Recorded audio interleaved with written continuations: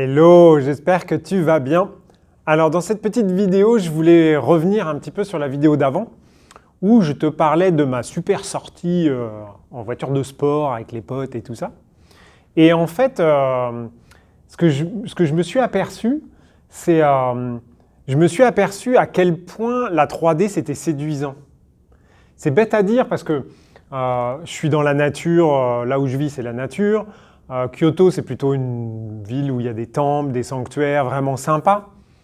Et en fait, ce que je me suis aperçu en allant à cette concentration de voitures, c'est l'étendue en fait, parce que là c'était une concentration, c'était pas une marque précise, c'était toutes les voitures.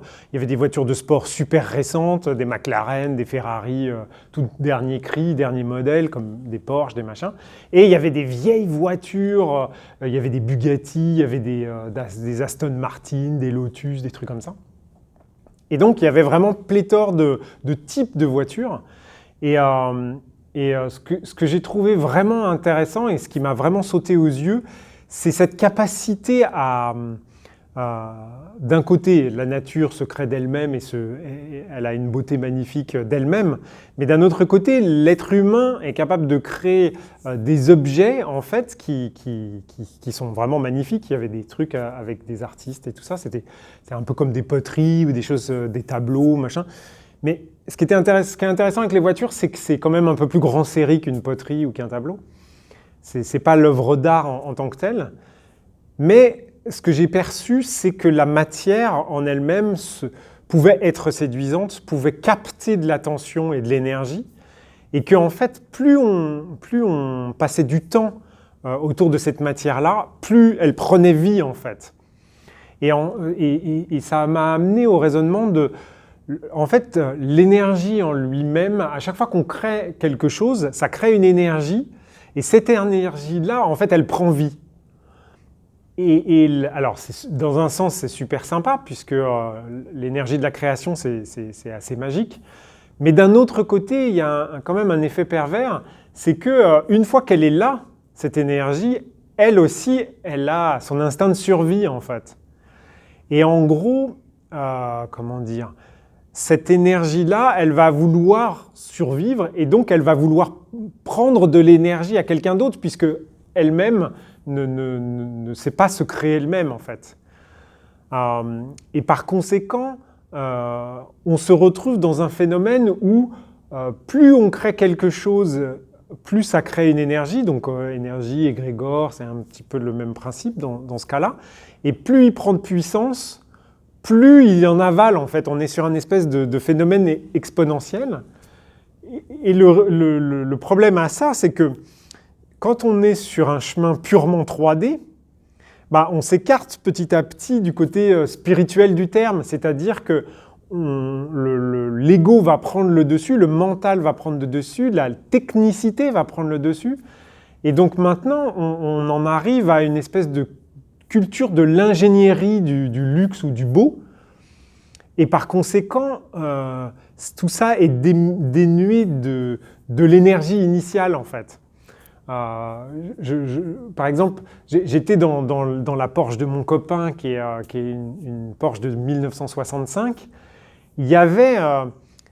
on roulait à 50, hein, on avait l'impression de rouler déjà à 200, hein, c'était c'est tape-cul, c'est machin.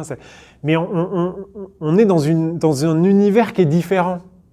En revanche, maintenant, quand on monte dans une voiture un peu sportive et tout ça, ok, c'est sportif, c'est magnifique, c'est raffiné, machin et tout, mais l'énergie de départ, elle n'y est plus en fait. Mais en revanche, l'énergie, l'énergie de départ n'y est plus, mais il y a une autre énergie qui a pris sa place au-dessus, à force de grossir, d'attirer de l'attention et tout ça, qui elle devient extrêmement énergivore et extrêmement volontaire pour survivre en fait. Et il y a une espèce de boulimie, ce qui fait qu'aujourd'hui, on se retrouve dans une technicité de l'énergie.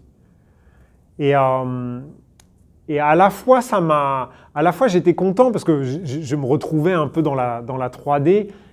Alors j'essaye toujours de vivre l'instant présent et de rester sur mon banc de touche pour essayer de vivre les deux choses en même temps. Mais ça m'a fait un peu froid dans le dos en fait. Je me suis dit, mais si on essaye d'être sur quelque chose de plus spirituel en termes de chemin, l'énergie qu'on doit... hypothèse, il y a les deux pôles, on va dire un pôle très 3D et puis un pôle plus spirituel qu'on pourrait appeler la 5D par exemple. Et bien, pour se décoller de ce magma énergétique que représente la 3D, pour pouvoir aller vers quelque chose d'un peu plus spirituel, peut-être enfin pas peut-être, mais en tout cas ce que je souhaite aussi bien pour toi, pour moi, qui bossons là-dessus, d'aller vers le bonhomme jaune, enfin jaune qu'on voyait pas, que j'ai redessiné en rouge de la vidéo précédente, où on a cette espèce de rayonnement où finalement on n'est plus des alchimistes qui prenons du plomb pour faire de l'or, mais qu'on devienne vraiment des magiciens. C'est-à-dire que, ça y est, on syntonise notre pensée pour la rendre matière et la rendre réalité, quoi. Et en fait, je me souviens une vidéo où j'avais compris que la matière, elle avait son instinct de survie. Et là, en fait, je me disais, mais elle le tire d'où, en fait ? Elle le tire de l'énergie de la création qui a été prise par les gens qui ne créent pas, en fait. Dans le sens où il y a des gens qui savent créer des choses, et puis il y a des gens qui savent les prendre pour les exploiter. Et en fait, je pense qu'aujourd'hui, on est gouverné, on est dirigé, on est dans un monde où c'est ces gens-là qui ont la main mise. Alors les gens parlent de pouvoir ou d'argent, mais moi je te parle d'énergie. Je pense que ces gens-là maîtrisent l'énergie. Et justement, on a j'aime pas le mot contre-pouvoir ou contre quelque chose, mais il faut retrouver un équilibre, je pense.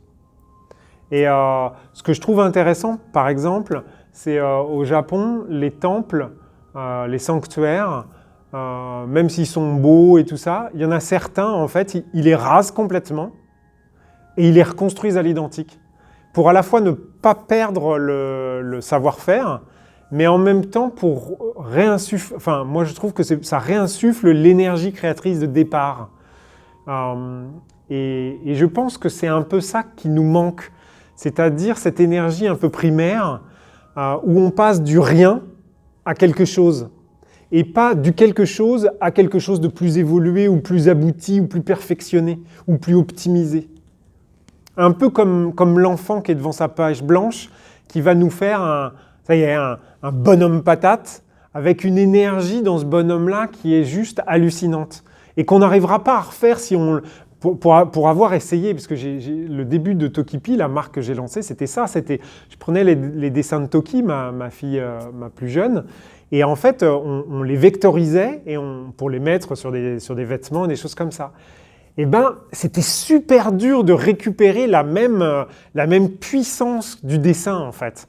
Parce qu'une fois qu'on l'avait vectorisé, il y avait des trucs qui n'étaient pas nickel, alors on essayait de les retravailler et tout, et puis finalement, on perdait l'essence même du truc. Alors, tout ça pour dire que je pense que ce qui serait bien, c'est que chaque individu, toi comme moi, on puisse faire des trucs de zéro, quoi. Vraiment de zéro. C'est-à-dire, pas faire une recette où j'ouvre mon bouquin de cuisine et je dis « Ah, il faut 200 grammes de machin, mais une recette où « Tiens, j'ai envie de mettre ça, tiens, j'ai envie de mettre ça. Ah bah tiens, il faut que j'en mette un peu plus, je goûte. Ah ouais, machin. » Et en fait, qu'on construise des recettes, qu'on construise des dessins, qu'on construise des voitures ou des formes ou des bijoux ou n'importe quoi. Pas de quelque chose qui existe déjà, mais d'une page blanche, en fait. Et si je vais jusqu'au bout de ce que je perçois, de ce que je ressens, je pense que c'est un peu ça l'énergie du moment. L'énergie du moment, c'est « Ok, vous avez bien progressé depuis soi-disant l'homme des cavernes », si tant est qu'un homme sur cette terre a déjà été dans une caverne, ne serait-ce que de quelques heures, pour une vraie existence, enfin j'y crois de moins en moins. Disons que d'un être humain qui soi-disant taille des cailloux, à un être humain d'aujourd'hui qui fabrique des Porsche super design, machin et bidule, eh ben, on a fait que gravir des trucs, sauf qu'aujourd'hui, il n'y a plus d'âme dans ces trucs-là. Je suis désolé, ouais, j'ai le sentiment qu'il n'y ait plus d'âme en fait. Et je pense que je sais pas, l'énergie du moment me dit ça, moi, me dit, vous n'avez pas envie de repartir d'une page blanche, mais en fait, comme bien évidemment, si on repart de... Là pour le coup, on va vraiment vivre dans des cavernes, c'est bien évidemment extrêmement anxiogène. Et alors là, si on part de cette idée-là, là, il va y avoir, à l'énergie de la 3D va se rajouter l'énergie de la peur, de tout ce qu'on pourrait perdre et machin, et du manque et des machins. Et puis alors là, les médias vont nous faire pleine balle. Et puis de toute façon, c'est pas leur intérêt à eux non plus qu'on revienne à l'âge de pierre. Parce que plus on est sophistiqué, plus ils nous contrôlent. Donc, mais en revanche, je pense que la feuille blanche, elle est à l'intérieur. Je pense que c'est vraiment quel est le truc créatif que tu voudrais exprimer sur toi-même en fait. Quelle est la page blanche sur laquelle tu voudrais t'épancher maintenant pour pouvoir construire quelque chose de nouveau ou tout simplement créer pendant une après-midi. Il n'y a pas forcément... je ne sais pas ce que ça va être la 5D, si les montagnes vont devenir verticales et le ciel va devenir orange. J'aimerais bien savoir. Mais j'ai hâte de le découvrir et en même temps, j'ai hâte de voir comment on y va petit à petit. Donc les deux sont intéressants. Mais je ne pense pas qu'on va basculer comme ça du jour au lendemain. Ça serait beaucoup trop anxiogène. Et là, si c'est anxiogène comme ça va être... la 3D qui va reprendre le dessus, puisque ça sera les peurs primaires. Donc, tout ça pour dire que octroie-toi des moments de page blanche créative ou de création à partir de la page blanche, histoire de partir de rien et de voir ce que tu es capable de construire.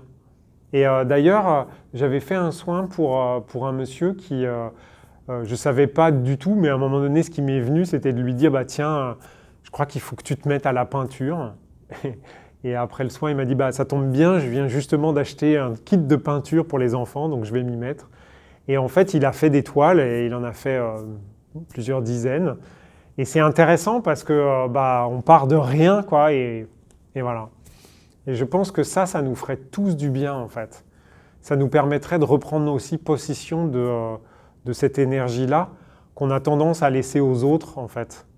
Alors, je ne dis pas qu'il faut peindre sa voiture, mais pourquoi pas? Après tout, on pourrait très bien acheter que des voitures blanches et de les peindre comme nous, on a envie, quoi. C'est peut-être un concept de produit que je vais lancer, ça. Enfin, sur ce. Donc voilà. Là, c'était une vidéo un peu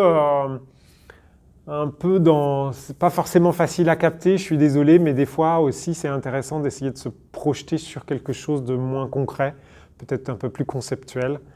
Donc voilà. Après, tu as les commentaires qui sont ouverts, tu peux me dire ce que tu en penses. Et puis,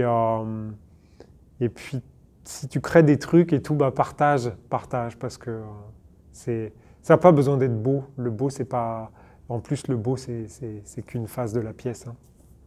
Donc, on a besoin d'être dans la neutralité du point zéro. Sur ce, je te souhaite une super journée et puis je te dis à demain.